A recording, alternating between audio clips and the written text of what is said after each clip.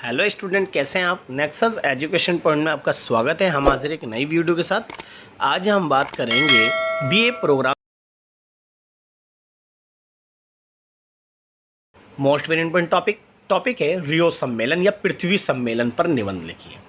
तो रियो सम्मेलन होता क्या है, चलिए उसके ऊपर बात करते हैं। रियो भू शिखर सम्मेलन 1992 में ब्राजील के रियो डी जेनेरो में पर्यावरण एवं विकास का संयुक्त राष्ट्र सम्मेलन आयोजित किया गया। तो ये जैव विविधता या वैश्विक ताप पर ध्यान आकर्षित करने के लिए संयुक्त राष्ट्र संघ के अंटार्कटिका ने 1992 में ब्राज़ील की राजधानी रियो डी जेनेरिया में एक सम्मेलन आयोजित किया गया। इसमें 120 राज्य एवं सरकार प्रमुखों ने भाग लिया। जो एक बड़ी बात थी, पर्यावरण पर मानवीय गतिविधियों के प्रतिकूल प्रभाव के प्रति जागरूक को मुख्य मुद्दा बनाने के कारण यह सम्मेलन और भी महत्वपूर्ण था। क्योंकि आज मनुष्य अपने आर्थिक लाभ को बढ़ाने के लिए जो पर्यावरण पर जो मानवीय गतिविधियां हो रही हैं, जो नकारात्मक गतिविधियां हो रही हैं, जैसे पर्यावरण का अंधाधुंध कटाई, प्राकृतिक संसाधनों का अतिदोहन, ग्रीन हाउस गैसों का उत्सर्जन जैसे मुद्दे इस सम्मेलन के आधारशिला रहे हैं। हालांकि जलवायु परिवर्तन तथा जैव विविधता एवं वन्य संरक्षण पर मुद्दों पर आधारित रियो सम्मेलन में उत्तरी एवं दक्षिणी मतभेद सामने आए। तो ये रियो सम्मेलन जब हुआ था तो इसके अंदर पश्चिमी और दक्षिणी और उत्तरी देश जो थे, यानी विकासशील और विकसित जो देश थे, उन्होंने भाग लिया।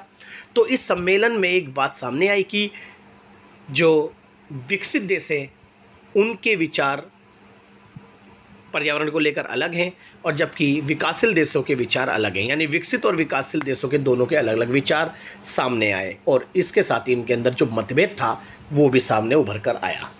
दक्षिण के देशों ने पर्यावरण से जुड़ी समस्याओं को संपन्नों की बीमारी के रूप में प्रस्तुत किया। रियो सम्मेलन में भी पर्यावरणीय मुद्दों पर 40 अध्यायों वाले दस्तावेज कार्यसूची 21वीं शताब्दी के लिए विकास संबंधी अनेक क्षेत्रों के कार्यों की अंतिम रूप से रेखा प्रस्तुत की गई। तो इस सम्मेलन के अंदर एक दस्तावेज की कार्यसूची रखी गई, 40 अध्यायों में थी, 21 में रखा गया था, और इसके अंतर्गत विकास संबंधी अनेक क्षेत्रों के कार्यों के अंतिम जो डाटा है वो रखा गया। इस दस्तावेज में पर्यावरण एवं विकास के मुद्दों का समाकलन प्रभावी रूप से किया गया। जलवायु परिवर्तन तथा जैव विविधता पर जलवायु परिवर्तन पर संयुक्त राष्ट्र संघ के ढांचे की संधि और जैव विविधता संधि नाम से 2 बाध्यकारी कानून अपनाए गए। और इस सम्मेलन में के जो परिणाम है वो निम्नलिखित हैं। बात करते हैं रियो सम्मेलन के परिणाम और प्रभाव। जैसा कि रियो सम्मेलन का पहला परिणाम ये हुआ कि सम्मेलन के अंदर ये बात सामने आई कि पर्यावरण के संबंध में जो विकसित और विकासशील देश हैं, यानी धनी और निर्धन देश हैं, उनके विचार अलग अलग हैं।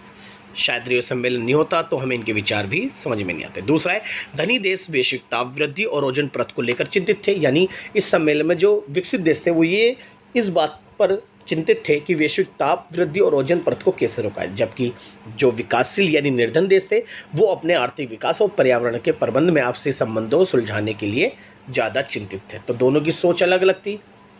नेक्स्ट है, रियो सम्मेलन में जलवायु परिवर्तन, जैव विविधता और वनों के संबंध में नियम बनाए गए। नेक्स्ट है, एजेंडा 21 जारी किया गया जिससे विकास के पर्यावरण अनुकूल तरीके सुझाए गए।